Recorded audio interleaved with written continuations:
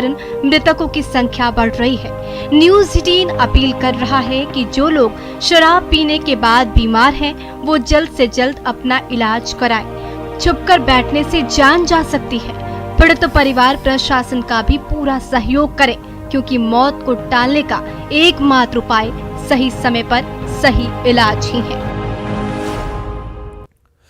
नमस्कार, मैं हूं आपके साथ अली मतर। बिहार में जहरीली शराब का कहर जारी है। बुधवार से शुरू हुआ मौत का सिलसिला आज तक जारी है। मौत के आंकड़ों के साथ साथ जहरीली शराब का दायरा भी बढ़ रहा है। गोपालगंज और बेतिया के बाद आज समस्तीपुर में भी 4 लोगों की मौत हुई है। अब सवाल है कि शराबबंदी वाले राज्य में इतने लोगों तक शराब पहुंची कैसे? जाहिर तौर पर यह पुलिस की नाकामी के साथ साथ लोकल स्तर पर माफिया से मिली भगत का नतीजा है।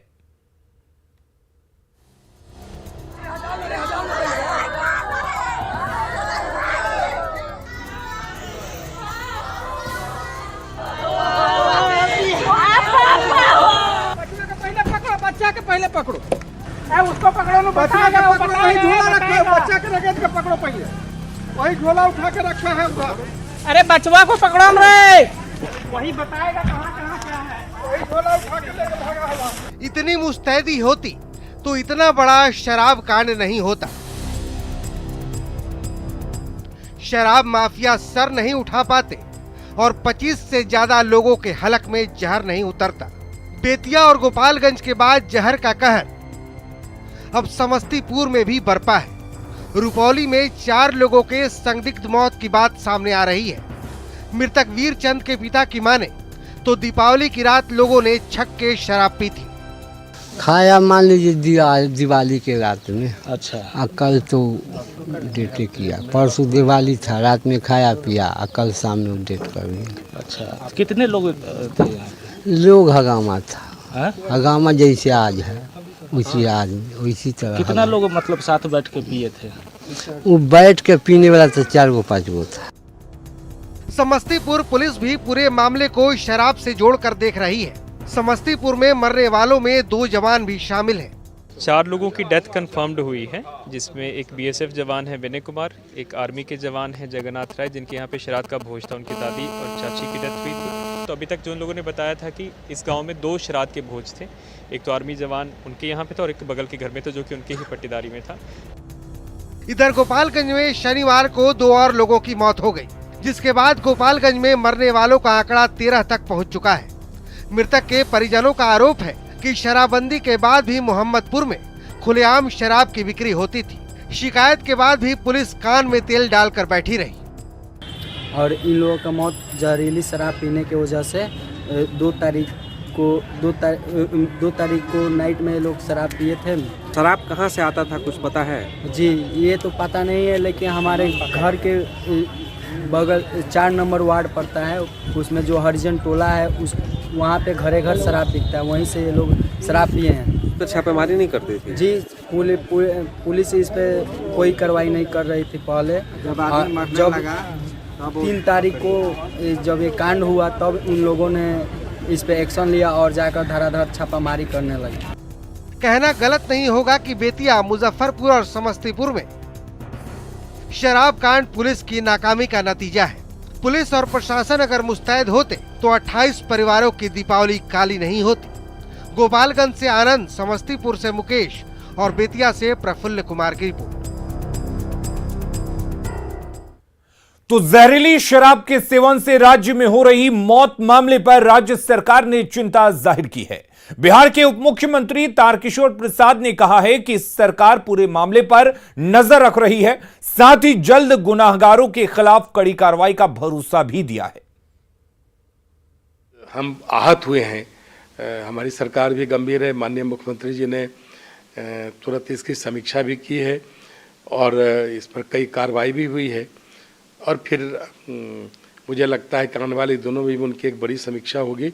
हम सब भी उनके संवाद में हैं कि इस प्रकार की घटनाएं कहीं न कहीं जो जनबल की जो हानि हो रही है वो हमारे लिए अच्छी बात नहीं है। और वहीं हाल में हुए शराब कांड को लेकर बीजेपी के प्रदेश अध्यक्ष संजय जायसवाल ने बड़ा बयान दिया है और शराबबंदी के लिए मौजूदा कानून को फिर से समीक्षा करने की बात कही है। हालत में रिव्यू करने की आवश्यकता है। यह एक बहुत अच्छे इंटेंशन से और महिलाओं के पक्ष में लाया हुआ एक बहुत ही बढ़िया प्रयास माननीय मुख्यमंत्री जी के द्वारा है।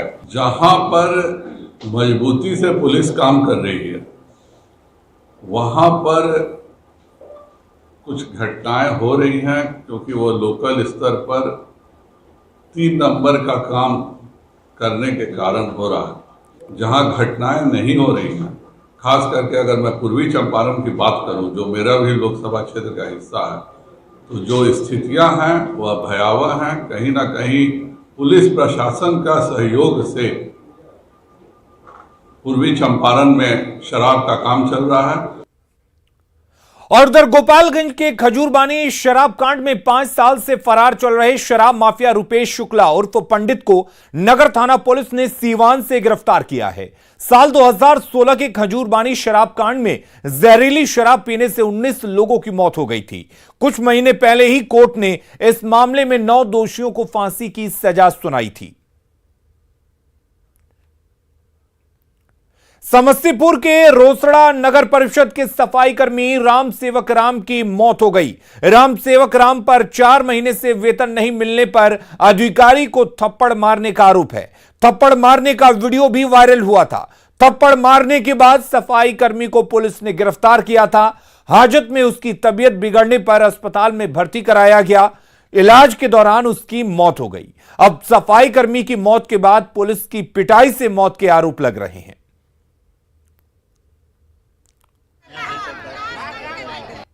वेतन की मांग को लेकर सफाई कर्मियों के द्वारा रोसड़ा नगर परिषद कार्यालय पर हंगामा किया गया था और वार्ता के दौरान नगर परिषद के कार्यपालक पदाधिकारी को थप्पड़ मारा गया था सफाई कर्मी राम सेवक राम के द्वारा, जिसके बाद काफ़ी हंगामा हुआ था और रोसड़ा थाना में तोड़फोड़ की गई थी। और जो जानकारी मिल रही है, पीएमसीएच में इलाज के दौरान सफाई कर्मी की मौत हो गई है। इस मामले में पुलिस के द्वारा कार्रवाई की गई और 74 लोगों को नामजद प्राथमिकी दर्ज किया गया। वहीं 400 लोगों पर अज्ञात प्राथमिकी दर्ज की गई है।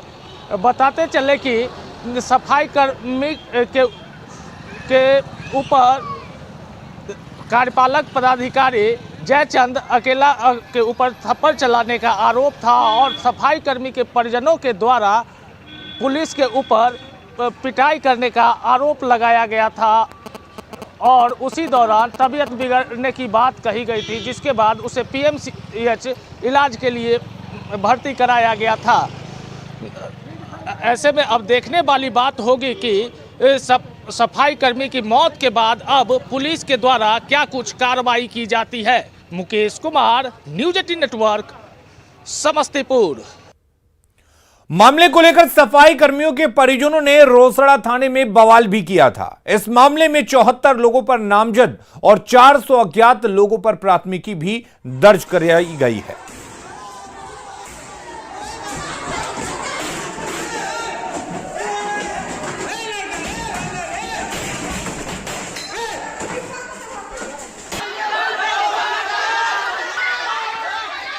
अगली खबर का रुख करते हैं। सुपौल में केरल के रहने वाले 2 पादरी को लोगों ने पकड़ा है। लोगों ने पादरी को पकड़कर पुलिस के हवाले किया है। गिरफ्तार पादरी कई लोगों के धर्म परिवर्तन कराने की बात भी स्वीकार कर रहे हैं। पकड़े गए पादरी में एक महिला भी शामिल है। धर्मांतरण कराने के लिए इन्हें महीने में 11,000 रुपए भी दिए जाते थे।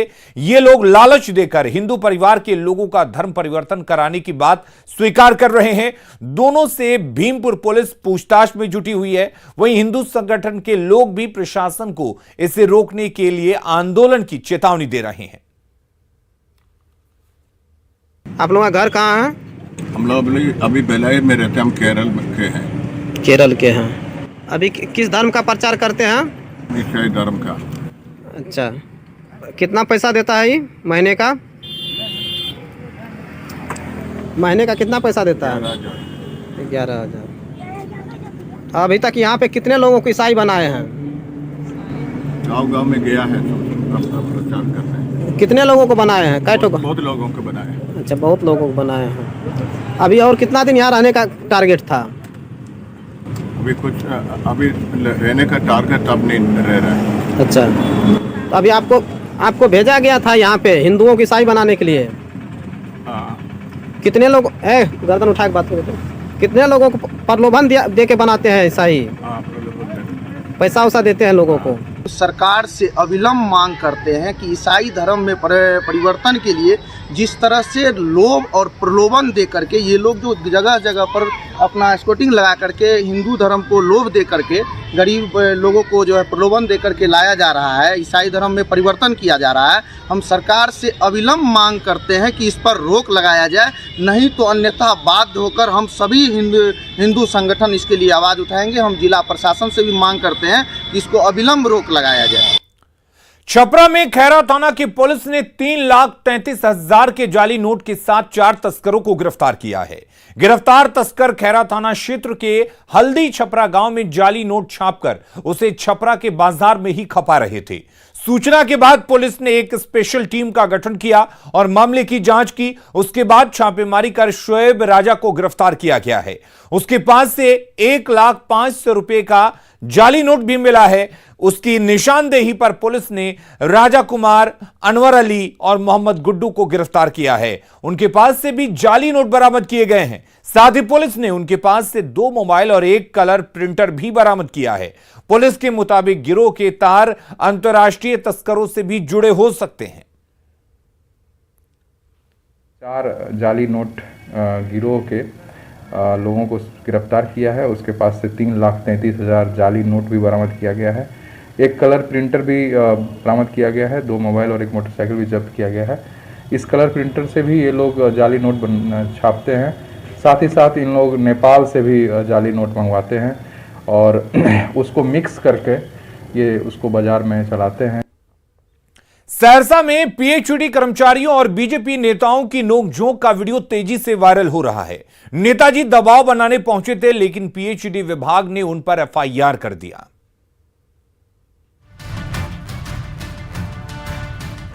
पीएचईडी के सुपरिटेंडेंट इंजीनियर के घर के बाहर बीजेपी नेता और विभागीय कर्मचारियों के बीच गर्मागर्म नोकझोंक हो रही है। जब पीएचईडी के बड़ा बाबू ने सवाल किया तो गुस्से से आग बबूला बीजेपी नेता धमकी देने लगे। ऑफिस नहीं आए हैं। नहीं ऑफिस, आप ऑफिस के घर पे आए हैं ना, ऑफिस के डेरा पे आए हैं। क्यों आए? तो हम जानकारी देंगे ना, साहब को देंगे ना। इलीगल पर्सन हमारे ऑफिस में कोई आएगा रात बिरात तो हम जानकारी लेंगे। हम जानकारी देंगे ना, हम जानकारी देंगे साहब को। बातों ही बातों में बात इतनी बढ़ गई कि बीजेपी नेता पीएचईडी कर्मचारियों के बीच तू मैं चलती रही। गर्मागर्म बहस होती रही। अगली सुबह भी कर्मचारियों पर हमला किया गया तो पीड़ितों ने सहरसा पुलिस से सुरक्षा की गुहार लगाई। सुबह में इसी ताक पर मेरे साथ झगड़ा भी कर लिया है, मारपीट की है। थाना तक दौड़कर किसी तरह जान बचाकर हमको ईटा से प्रहार किया गया, जो कि एविडेंस में मतलब डिवीजन में मौजूद है। दरअसल आरोपी नेताजी का भाई पीएचईडी का ठेकेदार है। किसी ठेके का बिल पास कराने के लिए दोनों भाई पीएचईडी विभाग के अफसरों और कर्मचारियों पर दबाव बनाने की कोशिश कर रहे थे, लेकिन जब विभाग के कर्मचारी नहीं झुके तो नेताजी हेकड़ी दिखाने लगे। यह इंटेंशन उनकी हमेशा ऐसा लग रहा है जैसे पैसा मांगते जा रहे हैं हमसे, जो है पैसा मांगने का इंटेंशन जो है सो रखते हैं। चंदर सिंह का भाई रोशन संवेदक है यहाँ पे, तो मनसा उसका यही होगा कि डरा धमका देते हैं इसको टीम को और इसको दामबिल किसी तरह से ले लें। तो आपने इसके लिए थाना में मामला दर्ज किया? इसके लिए हम थाना पे मामला दर्ज किए हैं। नेताजी और पीएचईडी कर्मचारियों के बीच गर्मागर्म नोकझोंक का वीडियो सोशल मीडिया में तेजी से वायरल हो रहा है। जहां पीएचईडी ने आरोपी नेताजी पर एफआईआर दर्ज करा दी है, तो पीएचईडी विभाग के कड़े रुख से आरोपी नेता और उनके ठेकेदार भाई भागे भागे फिर रहे हैं। कुमार अनुभव सिंह, न्यूज़ 18 सहरसा। सीएम नीतीश कुमार गर्दनीबाग ठाकुरबाड़ी पहुंचे, जहां उन्होंने चित्रगुप्त पूजा समारोह में शिरकत की। साथ ही सीएम ने वहां भगवान चित्रगुप्त की पूजा अर्चना भी की। सीएम राज्य के विकास, खुशहाली और सुख शांति की कामना की।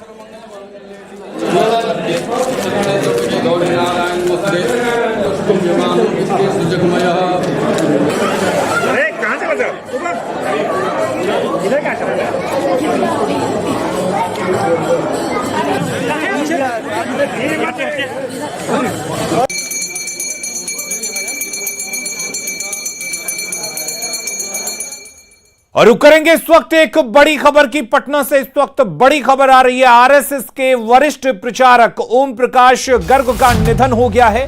अंतिम दर्शन करने पहुंचे हैं संजय जायसवाल और सुशील मोदी।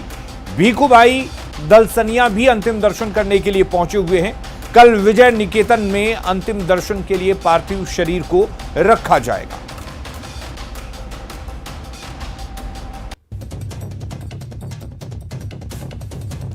तो आरएसएस के वरिष्ठ प्रचारक ओम प्रकाश गर्ग का निधन हो गया है और इस वक्त अंतिम दर्शन करने के लिए संजय जायसवाल और सुशील मोदी पहुंचे। भीखूभाई दलसनिया भी अंतिम दर्शन करने के लिए पहुंचे हैं। हालांकि कल विजय निकेतन में पार्थिव शरीर रखा जाएगा अंतिम दर्शन के लिए। और अपना बिहार के इस बुलेटिन में फिलहाल के लिए इतना ही, लेकिन खबरें लगातार जारी रहेंगी। बने रहिए न्यूज़ 18 बिहार झारखंड के साथ।